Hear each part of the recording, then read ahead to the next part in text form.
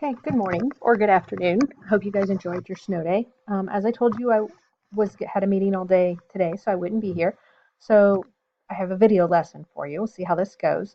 The first thing is our ACT warm-up. So you can pause this and figure out what the answer is. So the question is, what is the equation of a line that intersects the origin and is perpendicular to this line? So pause this now, figure out what you think the answer is. So you need two things to find the equation of a line. You need a point, which in this case is the origin, and you need the slope. So if you have 2x minus 4y equals 13, the easiest way to find the slope is to solve that for y, which would give you y equals 1/2 x minus 13 over 2, if I did that right, which means the slope of this line is a half. If we want the line perpendicular to this line, then we need a line that has a slope of -2. So we need a slope of -2, and we need a y-intercept of 0. So that means that answer C would be the correct answer. The next thing I want to do is, as I graded your homework, a lot of you skipped the back of the sum and difference formulas. And since we're going to be talking about triangles today also, I thought it would be good to kind of go through one of these. I forget which one this is, but it's one of the ones on the back of your sum and difference homework. So some of you have it back, some of you don't have it back. You'll get it tomorrow. But it's find the cosine of x minus y, and you're given that the angles are between 0 and 90, which is why I drew my two triangles in the first quadrant. And the reason that you have to use triangles is because 3/5 is not a number that's on your unit circle. You don't know what angle goes with 3/5. But we do know that if the cosine is 3/5, that the adjacent would be 3, the hypotenuse would be 5. And if you use Pythagorean theorem or realize that this is a Pythagorean triple, the opposite side, so x opposite side would be 4. So you have to have two triangles because x and y are different angles, so they can't be in the same triangle. So in our y triangle, the cosine is 4, which means, the cosine is 4/5, which means cosine is adjacent over hypotenuse. So the adjacent side is 4, the hypotenuse is 5, and then the opposite side by Pythagorean theorem or Pythagorean triples would be 3.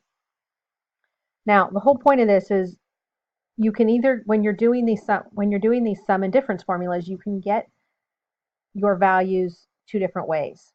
If you're using angles that are on your unit circle, if you have angles like the cosine of pi over 12, you can write pi over 12 as the difference between two angles that are on your unit circle. I don't have any angles here. I have a cosine. So yes, you could type in your calculator the inverse cosine of 3/5 and find an angle and do it that way. And that's a great way to check it. But that's not how we need to do it. We need to be able to do it by hand.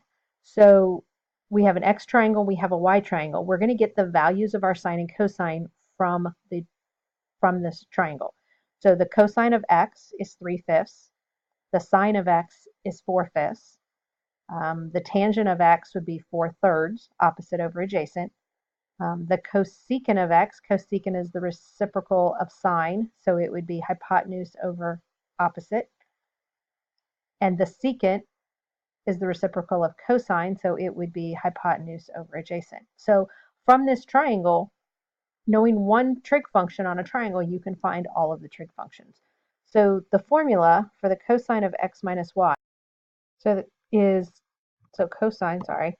cosine of x minus y is the cosine of x times cosine of y. We'll put those in parentheses, make them easier to read. Cosine of x, cosine of y,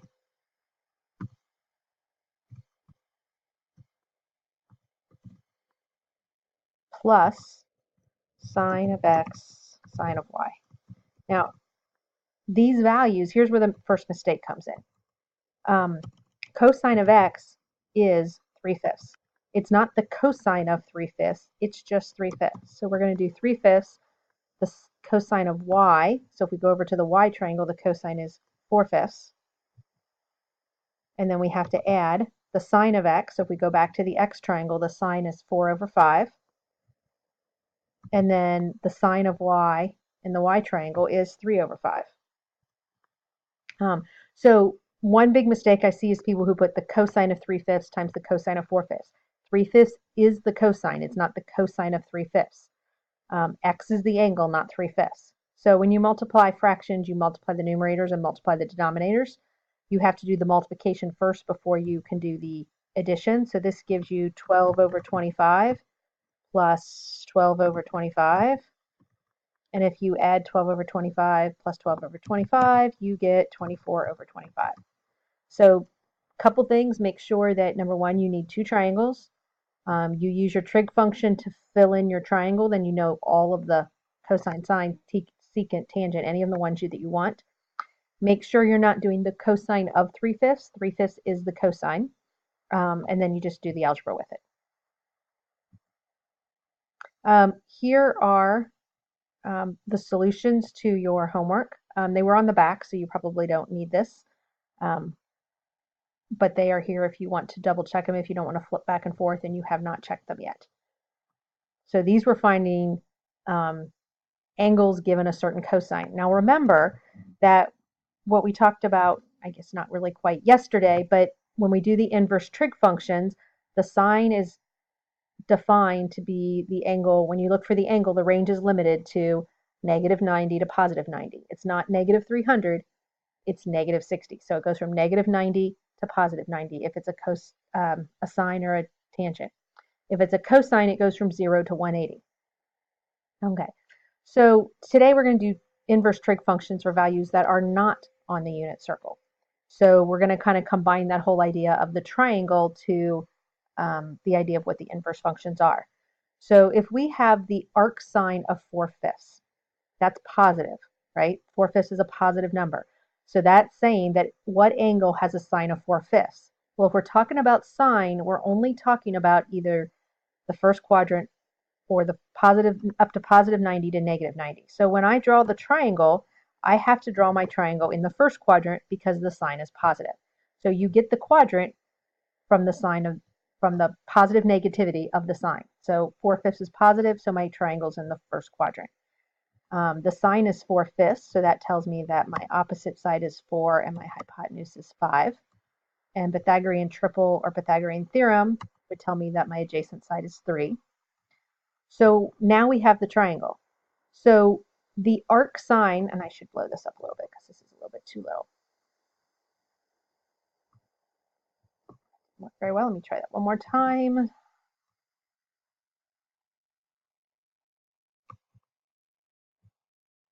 Okay, so when you find the arc sine, you are finding, and I'm going to use x because it's easier to type even though I prefer thetas, you're finding this angle. The arc sine of 4/5 is x. So if I think about how I work from the inside parentheses to the outside of the parentheses, the arc sine of 4/5 is x, so I want the cosine of x. So the inside of that arc sine of 4/5 gives me the x, and I want the cosine of x. So looking at the triangle, the cosine of x equals 3/5. Okay? So the whole point is you do the same thing as you would on the unit circle, but when we did this on the unit circle, it would have been arc sine of a half. And well, we know that the arc sine of a half is 30 degrees. Here we don't know what the angle is. It's x. It's defined by our triangle and by the sides of the triangle. Once we say, okay, it's x, defined by the hypotenuse, the adjacent, and the opposite, then we can find the cosine of this x. So the cosine of this x would be 3/5. Okay, so if we do the same thing with this one, this is a cosine, inverse cosine of -5/13. Now cosine is defined, inverse cosine is defined for first and second quadrants. So if the inverse cosine is negative, that is telling you that the triangle is in the second quadrant. Remember, the angles for the triangles are always close to the origin, right? And I saw a couple of people that drew their triangles backwards, that drew them this way. So this is what your triangle should look like. This is your right angle to it. In this case, this cosine is -5/13. So this is my -5 on my adjacent, my 13 on my hypotenuse, and this is a Pythagorean triple 5, 12, 13, just so we don't have to spend so much time doing Pythagorean theorem. And in this case, your angle So the inverse cosine, the angle that has a cosine of negative 5/12, negative 5/13, sorry, the angle that has a cosine of negative 5/13 is x. It's this angle right here. I don't know what degrees it is. It's just x. So I've now done the inside parenthesis. The answer to this is x, defined by my triangle. So now I just need to do the cosine of x. And the cosecant of x. The cosecant of x is the reciprocal of sine, so it's hypotenuse over opposite. So it's 13/12. So your answer is 13/12. And that's all there is to us. So let's try a couple other ones so you get kind of used to it. Again, this one is arc sine or inverse sine, same thing. So that means that my triangle either has to be in the first quadrant or the fourth quadrant. Because the inverse sine is negative, that's what tells me that it's in the fourth quadrant. It's going to be down here. Angles are negatives. If I put sides on, it is opposite over hypotenuse. So my opposite side is here at -1. My hypotenuse is here at 2. The angle is x. So to find the missing side here, we're going to have to do Pythagorean theorem. So 1 squared plus b squared. I hate doing squares on here. 1 squared plus b squared equals 2 squared, which is 4. So that's going to tell us that b squared is 3 and b equals radical 3. But of course, 5 steps to draw a little radical sign. It's not a very good one, but that'll work. Okay, so b is radical 3. We'll just copy that up to the side so we have it up here. Now that we've defined our x, and we defined our x by the triangle, we can now find the cosine of x. So this whole inner side here, inside part, the arc sine of -1/2, the answer to that is x, because arc sine means what angle has a sine of -1/2. The angle that has a sine of -1/2 is this x. I don't know what it is, but it's x. Once we have that, we use our triangle, because now that we have a triangle, we know all of the different trig functions. We can say the cosine of x equals adjacent, which is radical 3 divided by 2. Now, you might recognize these numbers, and you might have recognized the -1/2. These actually are unit circle values. So we could do this same problem with the unit circle. So if we use the unit circle, we would have said that arc sine of -1/2 equals -30 degrees, or -pi/6, but it's hard to type in pi. Then the cosine of -30 degrees is radical 3/2, which is exactly what we got using the triangles.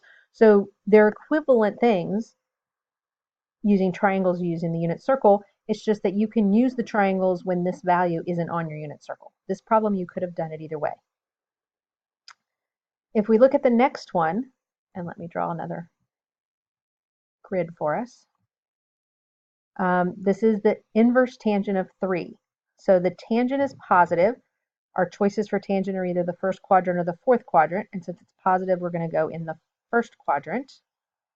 Tangent is opposite over adjacent. So this is going to be 3, and this is going to be 1, and this is going to be x. So if I do Pythagorean theorem, 3 squared plus 1 squared is the square root of 10. So if I put my little square root in here. So if I want the sine then, the sine of x is opposite over hypotenuse, so therefore it would be 3 over radical 10. I put this up here. Okay, so I'm going to have to pause this because I'm going to run out of space on this thing and finish on the next one.